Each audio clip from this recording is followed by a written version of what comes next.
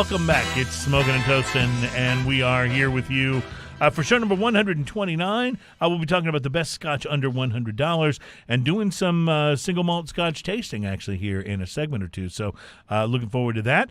We are brought to you by B&B Butchers and Restaurant. They're in the shops at Clear Fork in Fort Worth and at 1814 Washington Ave in Houston. I was out to a dinner last night, Ian, and we were out at the original Needfus on Navigation. Oh, yeah. Great place. And so one of the guys that I was with from out of town, he ordered like the shrimp tacos, and they came with bacon on them. And he was like, "Oh, I don't do bacon." And he had them take the bacon off of his shrimp. Now, this is not a criticism of him, but how can you go through life like that? That's weird. Yeah. Some people I don't understand. B&B has the greatest bacon you've Their ever bacon tasted. is so good. It's fantastic. Also wanted to mention, I went to a really cool event at Eighth Wonder Brewery this weekend. Oh, yeah? It was a Jameson's event, Jameson's Irish Whiskey.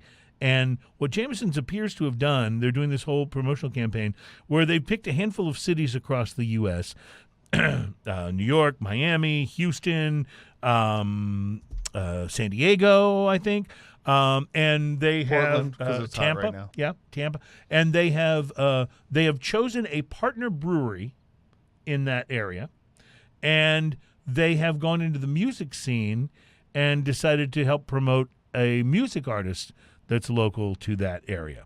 And so they go in and they do these special things where they go in. So this was at Eighth Wonder Brewery on the grounds. They set up like all these bars and stuff outside. You paid a ticket price. You got food truck food, and you got all these different cocktails that bartenders in each of the host cities made with Jameson's. Huh. And they were serving beer, not only Eighth Wonder beer, but they had beer from each of the host breweries. So, for example, the Tampa... Now, how cool is that? The Tampa brewery was High Life.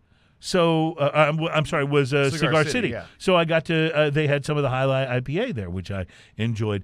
And they had a beer. The Houston musician that they chose to champion was Robert Ellis. Nice. Who's a wonderful guy and a great artist. They made some sort of special, I believe the title of Robert's new album is White Tuxedo. So they brewed this special White Tuxedo Eighth Wonder that was available there at the brewery. And I believe it was an ale, but it was aged in some bourbon barrels. Man, it was fantastic. It was nice. I think it was aged in Jameson barrels is what it was. Now, you talk about and Robert Ellis. Have you ever watched that show? I think it's on Netflix called The Ranch. No, but I know of it. I know what the show is. Kutcher Yes. and Sam Elliott. It's kind of a dark comedy. Yeah. Yeah. Kind of a weird thing. But there's a bar that they all hang out in. And in one of the scenes, they're sitting at a table, and right behind them on the wall is a Robert Ellis poster. Oh, nice. That's so cool. I was watching it, and I just paused. I was like, hey. Well, I just wanted to mention, I think the tickets were $30 for this thing, and my wife and I went over. It was, if this comes to your city, absolutely go. It's worth every penny of the ticket. The food was great. It was great being able to sample all these interesting and cool cocktails with Jameson's, and they had some Jameson's there that was finished in ale cask. I mean, it was just really, really nice. Well, Jameson's has that Caskmates series. Yes, that's what they had, and they're really good. Like, that's a great bang for the buck. You're getting an interesting whiskey. Well, Jameson's is a pretty good whiskey anyway. Yes, it is. Yes, it is. And it's a whiskey that you can either mix or drink straight or rocks or whatever, and it's fine in all those iterations.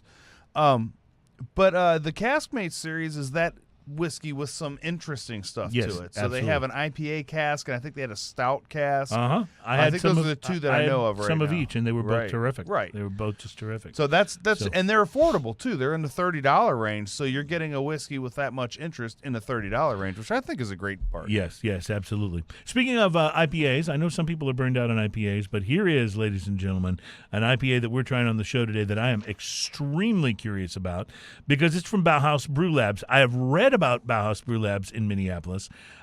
Their reviews as a brewery are just off the charts. People love this place, and they stand in line when their new stuff is released, especially the limited stuff. And we have a can of their Crop Circus Double IPA, which I think it is time to taste. Double IPA, by the way, is way more IPA than a regular IPA. Yes, it is. In fact, I would say it's like twice as much. It's like double the IPA. I believe it is. Yes. So I don't know if we have any more. That's why it has to small be in a cups or- bigger can. Is that why? Because I'll take a double. I thought it was in a bigger can because they I'm knew pretty sure that's I nothing. would drink more. That's why I thought they that has they nothing to did do with it. the big can. Yes. So I'm really excited about this. I believe this is more of a New England style, but it is a smells double. good. So, I'm loving it on the nose. Let me put this Loving it back up on the nose. beer cam just in case. One of those things where I was enjoying it on the nose so much I wound up sticking my nose in the beer again. I'm not the only one that does that, right? No. Oh, Ian! Wow. This smells like a beer that you would enjoy tremendously. This is the first thing that hits me is mango. Mango.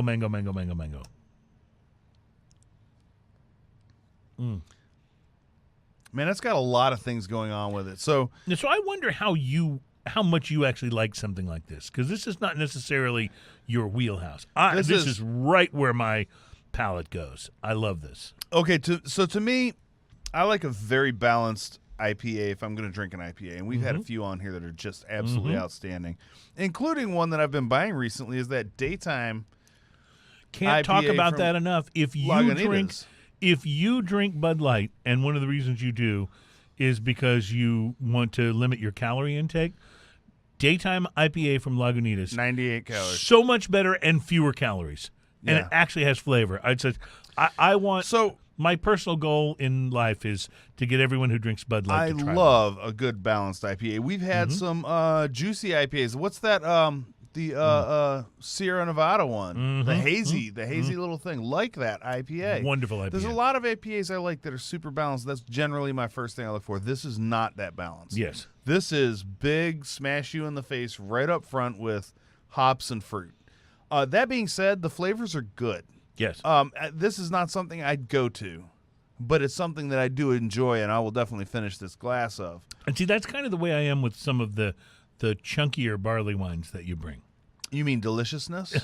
Well, I mean, it's not something I would go to, but it's something I can really enjoy. I will tell you that they did hit the nail on the head on the finish on this. The finish has a little bit of that resin bitterness to it, but in kind of a nice, I want another sip way. I'm telling you, for someone that likes hazy or juicy IPAs, this is a must try. I also really do enjoy the mouthfeel on this. This is a lot bigger mouthfeel than most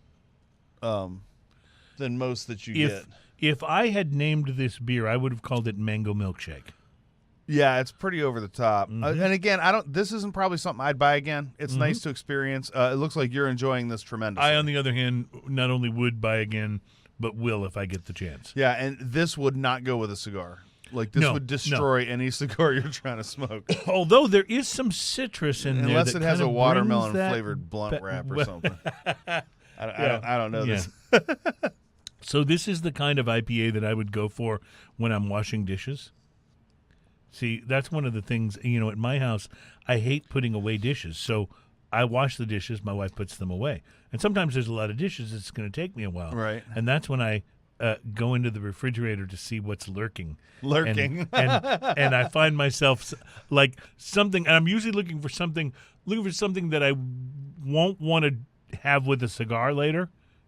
So I try for like some of the IPAs and some of the things that I think. When I think of things won't pair. lurking in a refrigerator, I think of like pizza that's been in there a little too long, or maybe something in a food container that you're just going to throw the food container out because you don't want to look at it. You know what was lurking in But my beer refrigerator? lurking in the fridge seems like not the worst thing. You know what was lurking in my refrigerator last What's week? that? And I think it was from when Adam came over for something a few weeks ago. There was I discovered lurking in the back of the fridge one of those Lone Pint brown ales. That was delicious. Oh my God, that beer was good. Wow, it was fantastic. So I don't know. This particular IPA is not totally for me. It's not bad. It's just, to me. And I'll give it 2 thumbs up. So there you go. But that's what's going to happen when we try an IPA. There's a certain dankness to this that I kind of like. There's a little funk in there somewhere that I kind of like about it. But I wish there was more of that forward on this particular one. All right, I'll tell you what we're going to do. We're going to take a quick break. When we come back, we'll be trying some Dalwhinnie. Plus, I have the information on the PBR whiskey because I know you're going to want to buy some of this. I totally want. I just want to buy it for the bottle. I don't know what the just bottle to looks have, like. right? Yeah. It should just say PBR. That should be the only thing it says on the label. PBR. Right. And be a bottle of whiskey. You realize this is going to be the hipster, It's going to revolutionize whiskey. the hipster cheap whiskey world. right? You know Like, it is. They're not going to know what to do with themselves. You know it is. We'll be right back. It's Smoking and Toasting.